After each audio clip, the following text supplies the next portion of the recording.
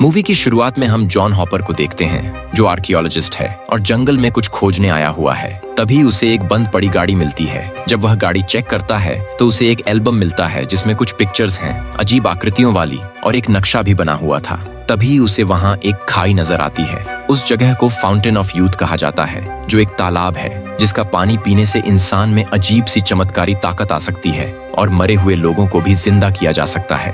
Hopper जब पहाड़ी के ऊपर जाता है तो उसे एक गुफा दिखती है। उसके साथ उसका कुत्ता बॉस भी था, जो अचानक से अजीब ढंग से भौंकने लगता है। लेकिन हॉपर अपने कुत्ते के भौंकने को इग्नोर करते हुए गुफा के अंदर चला जाता है। अंदर जाते ही उसे एक काउबॉय टाइप का आदमी दिखता है जो हिल भी नहीं रहा था। हॉपर उसके पास जाने की सोचता है, लेकिन उसे कुछ गड़बड़ लगती है, इसलिए वो वापस जाकर कुछ गैजेट्स लेने का फैसला करता है। इसके बाद हम टाइलर और जैकी से मिलते हैं, जो हॉपर के असिस्टेंट्स हैं। दोनों हॉपर से कहते हैं कि हम भी तुम्हारे साथ रिसर्च में शामिल होना चाहते हैं, लेकिन हॉपर उन्हें मना कर देता है, ये कहते हुए कि वहाँ कुछ भी हो सकता है। वो उन्हें इंस्ट्रक्शंस देता है कि अगर काफी टाइम बाद भी मैं वापस न आऊं तो तुम उस लोकेशन पर आ जाना। हॉपर वापस अपने सामान और गैजेट्स के साथ उस गुफा में लौटता है। इस बार वह अपने कुत्ते बॉस को भी साथ लाता है। गुफा के बाहर बॉस फिर से अजीब तरीके से भौंकने लगता है, लेकिन हॉपर उसे इग्नोर करके गुफा के अंदर चला जाता है। गुफा के अंदर वह देखता है कि वह काउबॉय अभी भी उसी जगह पर खड़ा है। जब हॉपर उसके पास जाता है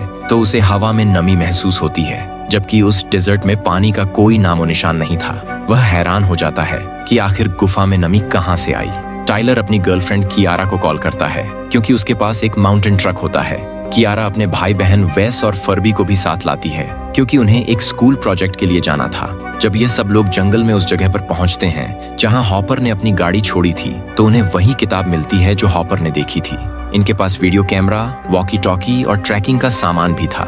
टाइलर कहता है कि हम सब एक साथ गुफा के अंदर नहीं जाएंगे, कोई एक बाहर रहेगा, ताकि अगर हम वापस न आए तो वह पुलिस को खबर कर सके। फर्बी को गुफा में जाने से डर लग रहा था, तो वह बाहर ही रुकने का फैसला करता है। टाइलर, कियारा और बाकी सब गुफा के अंदर चले जाते हैं। असल में ये सभी एक बहुत बड़ी मुसीबत में फंसने वाले थे, क्योंकि यह गुफा वो नहीं थी जहां हॉपर गया था। यह उससे भी बड़ी और खतरनाक थी। लेकिन आगे जाकर यह गुफा हॉपर वाली गुफा से मिल जाती है। आगे चलते हुए इन्हें एक बड़ी खाई नजर आती है जिस पर एक रस्सी लटकी हुई थी। टाइलर कहता है कि मैं पहले नीचे जाता हूँ, अगर सब कुछ ठीक रहा तो तुम सब भी आ जाना। टाइलर रस्सी से लटक कर नीचे चला जाता है और उसे वही नमी महसूस होती है जो हॉपर को हुई थी। कियारा ऊपर से टाइलर को आवाज लगाती है, लेकिन टाइलर कोई जवाब नहीं देता। कियारा भी रस्सी से नीचे उतर जाती है और टाइलर कहता है कि उसे उसकी आवाज सुनाई ही नहीं दी। फिर बाकी लोग भी नीचे आ जाते हैं और इधर उधर छानबीन करते हैं, लेकिन उन्हें कुछ नहीं मिलता। अब वे दोबारा ऊपर जाने की कोशिश करते हैं, लेकिन रस्सी टूट जाती है।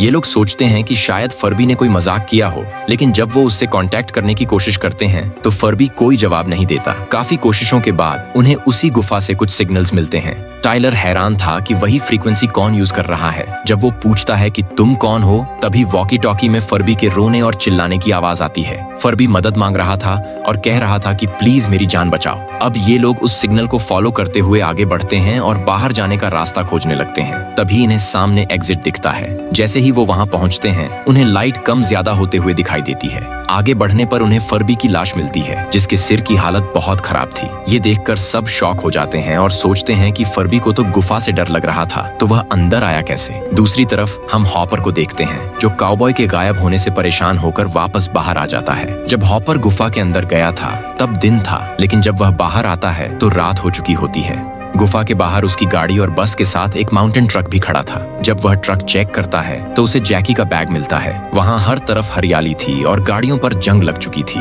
पेड़ पौधों से गाड़ियां ढक चुकी थीं, जिससे साफ था कि हॉपर जब गुफा में गया और वापस आया तब तक कई साल गुजर चुके थे। हॉपर फिर से उस गुफा में वापस चला जाता है ताकि वह अपनी टाइमलाइन में वापस जा सके। उधर टाइलर और उसके साथी फर्बी का रिकॉर्डेड वीडियो देखते हैं, जिसमें दिखता है कि उन्हें गुफा में आए कई दिन हो चुके हैं। वीडियो में फर्बी को गाड़ी में खाना खाते और रात बिताते हुए दिखाया जाता है। जब वह अपने साथियों को ढूंढने के लिए निकलता है तो उसे वही खाई मिलती है जो हॉपर ने देखी थी। नीचे उतरते समय फर्बी की भी रस्सी टूट जाती है और वह गिर जाता है। तभी टाइलर को समझ आता है कि जब उसने फर्बी से कांटेक्ट करने की कोशिश की थी तब वह वहीं पर पड़ा हुआ था। टाइलर और उसके साथी फर्बी के रिकॉर्डेड वीडियो को फिर से देखते हैं और उसमें नोटिस करते हैं कि फर्बी ने हॉपर की गाड़ी के पास एक जनरल बुक भी पाई थी। उस किताब में फाउंटेन ऑफ यूथ की हिस्ट्री लिखी हुई थी, जिसमें बताया गया था कि इसका पानी किसी भी जख्म को ठीक कर सकता है, यहाँ तक कि मरे हुए को भी जिंदा कर सकता है। उसमें यह भी लिखा था कि यह गुफा कोई साधारण गुफा नहीं है, बल्कि यह एक टाइम ट्रैप गुफा है, जहाँ जैसे जैसे आप आगे बढ़ते हैं टाइम अलग अलग स्पीड से चलता है। स्पेन की रानी ने अपने बीमार हस्बैंड को ठीक करने के लिए इस फाउंटेन की खोज में अपने सिपाहियों को भेजा था,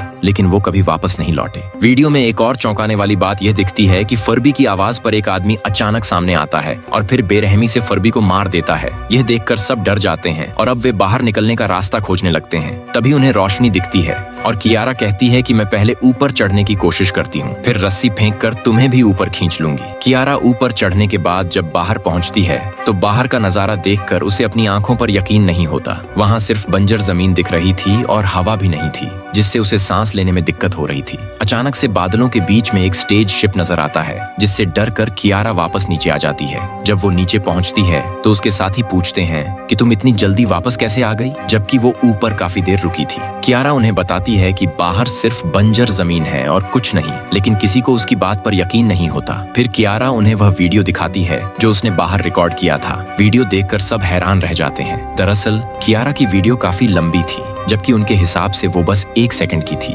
कियारा समझाती है कि हम टाइम ट्रैप में फंस चुके हैं, जहां टाइम बहुत तेजी से गुजर रहा है। इसके बाद वे फर्बी का रिकॉर्डेड वीडियो फिर से देखते हैं, जिसमें दिखता है कि वहां दिन रात के बजाय सीजन बदल रहा था। दिन रात की जगह सीधे सर्दी गर्मी आ रही थी और उन्हें इस गुफा में फंसे हुए कई साल बीत चुके थे।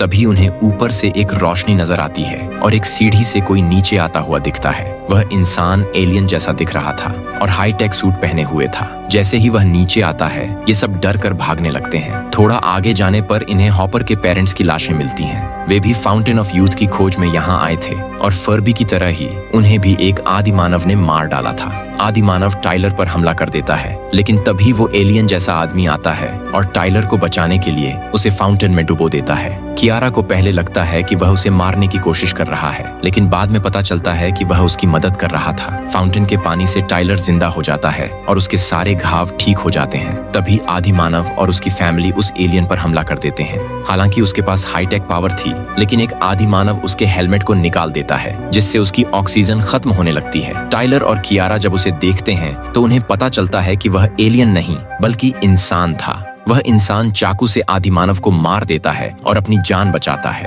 कियारा उससे पूछती है कि तुम्हें यहाँ कितना समय हो गया है, तो वह अपने टाइम की एक झलक दिखाते हुए कहता है कि अब धरती रहने लायक नहीं रही है, इसलिए हम एक स्पेसशिप आर्क पर रहते हैं। आगे बढ़ते हुए उन्हें फिर से हॉपर मिल जाता है, जो बहुत ज्यादा घायल था। तभी टाइलर को फाउंटेन ऑफ यूथ दिखता है, जहां स्पेन की रानी के सिपाही, अलग अलग टाइमलाइंस के लोग और हॉपर की बहन मौजूद थी। फाउंटेन के पास टाइम बहुत धीमी गति से चल रहा था, जिसकी वजह से हॉपर की बहन भी कम उम्र की ही नजर आ रही थी। इस फाउंटेन की वजह से मॉइस्चर की दीवारें बनी हुई थीं और इसके जितना करीब होते गए टाइम उतना ही धीरे चलता गया। कियारा और उसके साथी उस एलियन द्वारा लाई गई सीढ़ी का इस्तेमाल करके बाहर निकलने की कोशिश करते हैं, लेकिन गुफा के बाहर अब पानी आ चुका था। फिर भी कियारा आगे बढ़ती है, तभी पानी में से एक हाथ निकलता है और इलेक्ट्रिक सीढ़ी के बटन को दबा देता है, जिससे वे सब नीचे गिर जाते हैं। तभी वो इंसान जो पहले एलियन जैसा दिखता था, कियारा को खींचता है और कियारा समझ जाती है कि वह उनकी मदद कर रहा है। अंत में सभी लोग फाउंटेन ऑफ यूथ के पानी में डूब जाते हैं, जिससे उनके सारे जख्म ठीक हो जाते हैं। इसके बाद वे खुद को एक स्पेसशिप में पाते हैं, जो धरती की तरफ तेज रफ्तार से बढ़ रहा होता है। इसी के साथ ये शानदार मूवी टाइम ट्रैप खत्म हो जाती है। दोस्तों,